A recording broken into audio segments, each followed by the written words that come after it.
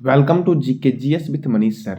आज 17 दिसंबर 2022 है और आज के जितने भी महत्वपूर्ण करंट अफेयर होंगे वो हम इस वीडियो में डिस्कस करेंगे।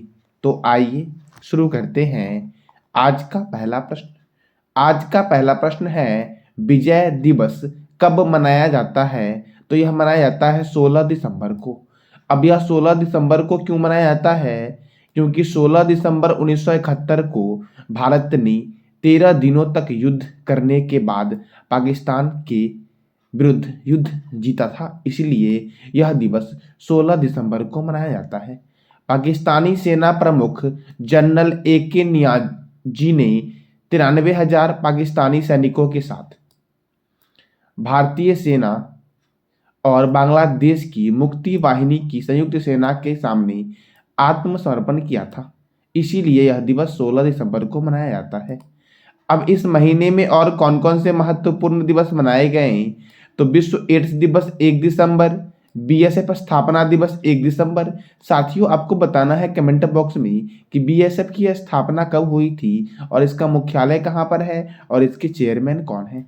अंतर्राष्ट्रीय गुलामी उन्मूलन दिवस 2 दिसंबर। विश्व कंप्यूटर साक्षरता दिवस कब मनाया जाता है? तो 2 दिसंबर को मनाया जाता है। राष्ट्रीय प्रदूषण नियंत्रण दिवस 2 दिसंबर। अंतर्राष्ट्रीय दिव्यांगजन दिवस 3 दिसंबर को मनाया जाता है। अंतर्राष्ट्रीय बैंक दिवस 4 दिसंबर। भारतीय नौसेना दिवस 4 दिसंबर। विश्व मृदा दिवस 5 दिसंबर। अंतर्राष्ट्रीय स्वयंसेवी दिवस कब मनाया जाता है साथियों? तो 5 दिसंबर को मनाया जाता है। महापरिनिर्वाण दिवस 6 दिसंबर। अंतर्राष्ट्रीय नागरिक उड्डयन दिवस 7 दिसंबर। सशस्त्र सेना झंडा दिवस 7 दिसंबर। अंतर्राष्ट्रीय भ्रष्टाचार विरोधी दिवस 9 दिसंबर। अंतर्राष्ट्रीय मानवाधिकार दिवस 10 दिसंबर। अंतर्राष्ट्रीय पर्वत दिवस कब मनाया गया साथियों? तो 11 दिसंबर को मनाया गया।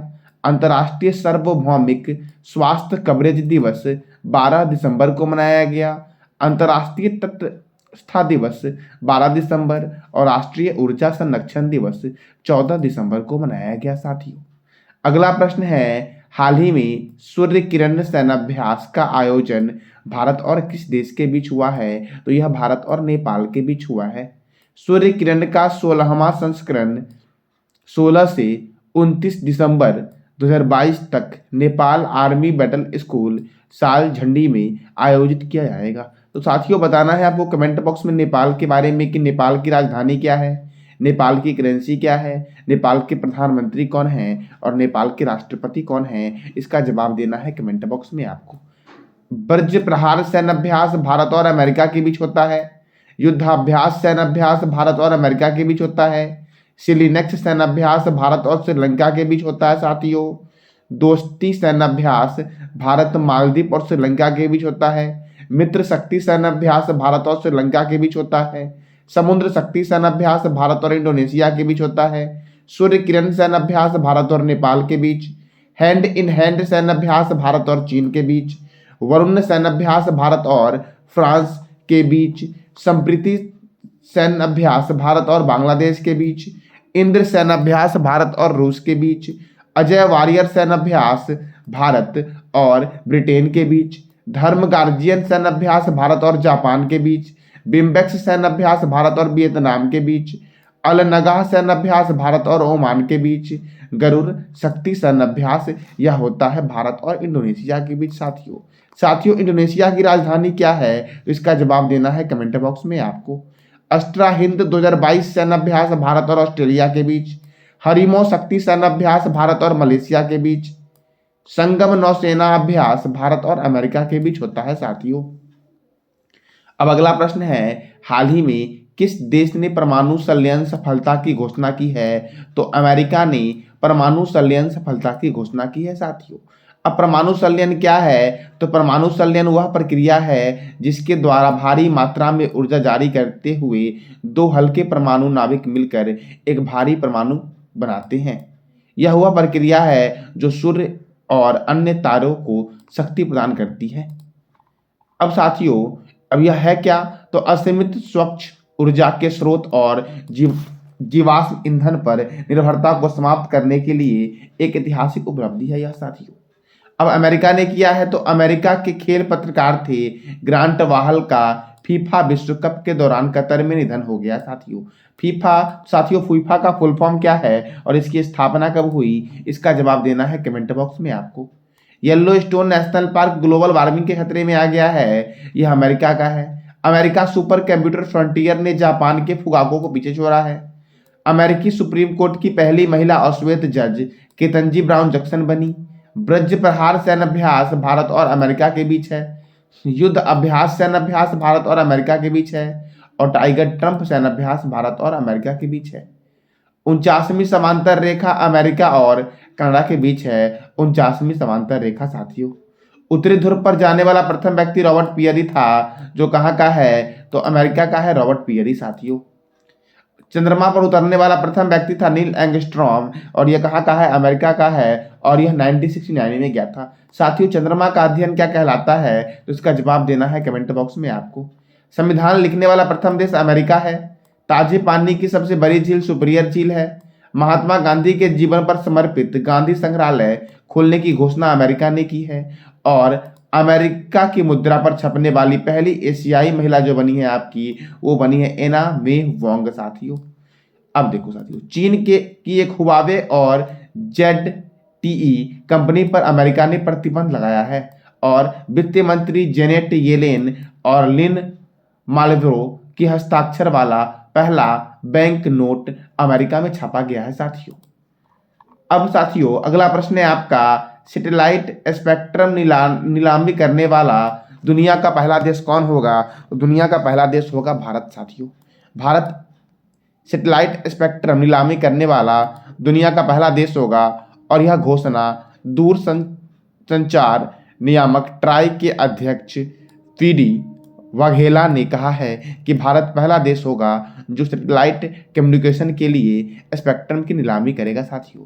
अब ट्राई साथियों telecom regulatory authority of India इसका फुल फॉर्म होगा और इसका हेडक्वार्टर है नई दिल्ली में। और telecom regulatory authority of India की स्थापना हुई 20 फरवरी 1997 को और इसके चेयरमैन कौन है साथियों? तो PD वाघेला है ट्राई के चेयरमैन साथियों।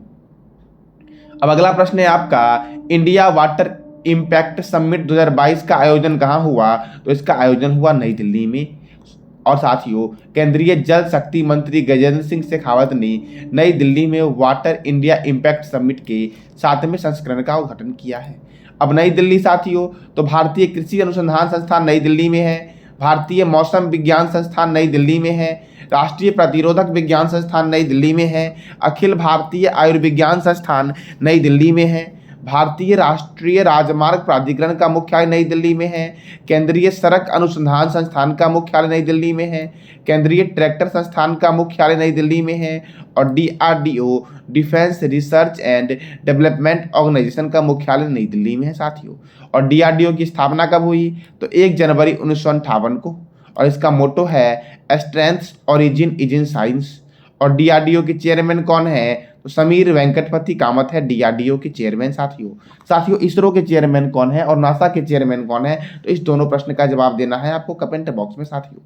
किसान सम्मान सम्मेलन 2022 का आयोजन दिल्ली में हुआ। 17वां जनजातीय युवा आदान प्रदान कार्यक्रम का आयोजन कहाँ हुआ? तो नई दिल्ली में हुआ साथियों। गंगा उत्सव का आयोजन कहाँ हुआ साथियों? तो ये हुआ नई दिल्ली में साथियों। गंगा नदी निकलती कहाँ से है और इसका मुहाना कहाँ है? इसका जवाब देना है कमेंट बॉक्स में आपको साथियों।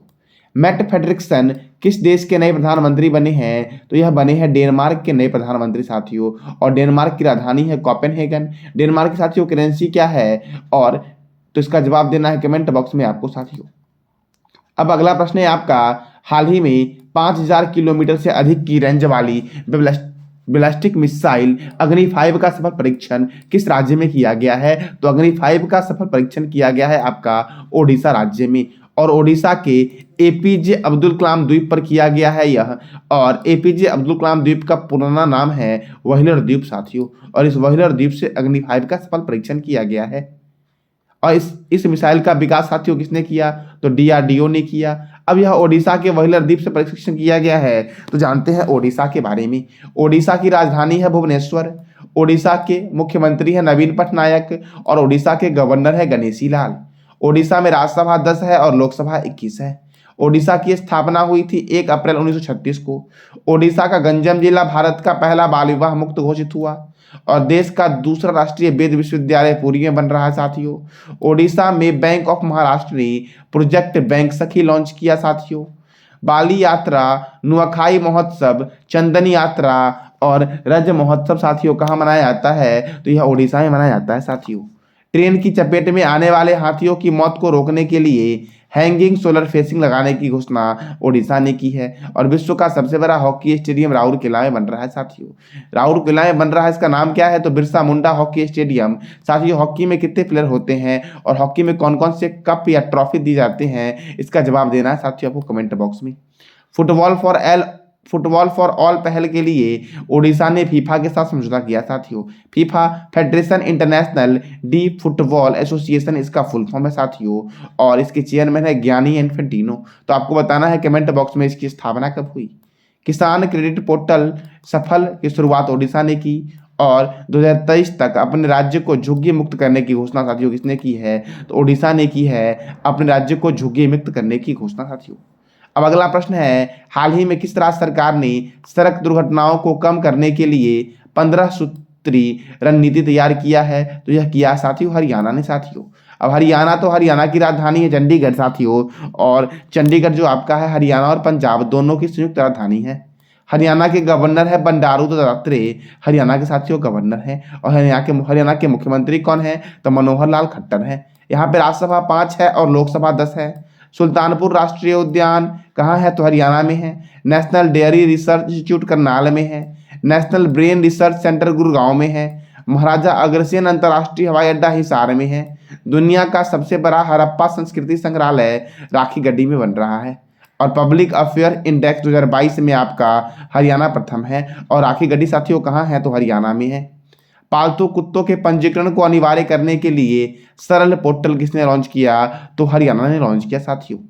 अब अगला प्रश्न है आपका, हाल ही में संयुक्त राष्ट्र महिला समर्थक आयोग से किस देश को बाहर किया गया है? तो ईरान को संयुक्त राष्ट्र महिला समर्थक आयोग से बाहर कर दिया गया साथियों। किसे किया गया साथियों? ईरान को। ईरान की राजधानी क्या है? तेहरान है। और ईरान के प्रेसिडेंट कौन है साथियों? तो इब्राहिम रईसी ईरान के प्रेसिडेंट हैं और ईरान की करेंसी है ईरानी रियाल साथियों। मैंने कल आपसे क्वेश्चन पूछा था कि हाल ही में भारत के मुख्य न्यायाधीश DY चंद्रचूड़ के किस राज्य में 10 जिलों में डिजिटलीकरण केंद्र का उद्घाटन किया है? तो साथियों ओडिशा में किया साथियों। और मैंने अभी जस्ट बताया ओडिशा के बारे में। आप ओडिशा के बारे में जो भी जानते हो इसका जवाब देना है कमेंट बॉक्स में आपको। आज का आपका प्रश्न है, शंकर चौधरी किस राज्य के विधानसभा अध्यक्ष बने हैं? इसका जवाब देना है कमेंट बॉक्स में आपको। और इस प्रश्न से आप जो भी जानते हो इसकी जानकारी आपको देनी है कमेंट बॉक्स में। जानकारी अच्छी लगी हो तो लाइक करें, शेयर करें और सब्सक्राइब करें। धन्यवाद।